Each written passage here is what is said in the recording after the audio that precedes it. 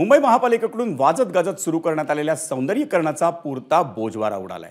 मुंबईमध्ये 2022 साली सुरू करण्यात आलेलं सौंदर्यीकरण मार्च 2023 पर्यंत पूर्ण होणं अपेक्षित होतं, पण त्यापैकी 80% कामच आतापर्यंत पूर्ण झालंय।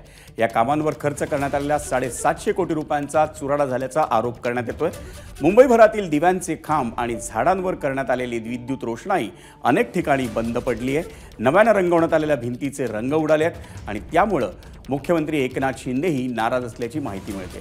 त्या पार्श्वभूमीवर मुंबई महापालिकेच्या अतिरिक्त आयुक्त अश्विनी जोशी यांनी अधिकारी आणि अभियंत्यांची तातडीची बैठक घेतली। अनेक ठिकाणी रंगरंगोटी आणि प्रक्षव्यवस्था पुन्हा करण्याच्या आणि अधिकाऱ्यांनी परिसराची पाहणी करून कंत्राटदारांवर कारवाई करण्याच्या सूचना देण्यात आल्याचं या बैठकीत समजतं।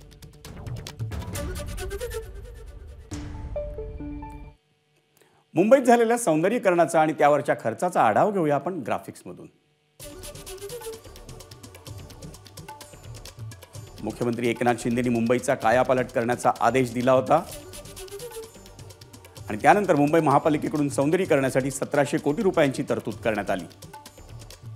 त्यापैकी महापालिकेच्या वॉर्ड स्तरावर सुशोभीकरणासाठी 500 कोटींचा खर्च, मुंबई महापालिकेच्या रस्ते विभागाकडून 150 कोटींचा खर्च आणि मुंबईत अभियांत्रिकी कामांवर 65 कोटी रुपयांचा खर्च झाला आणि मुंबईत सौंदर्यीकरणावर खर्च झालेल्या 750 कोटी रुपयांचा चुराड झाल्याचा आरोप करण्यात येतोय। एबीपी माझा, उघडा डोळे बघा नीट।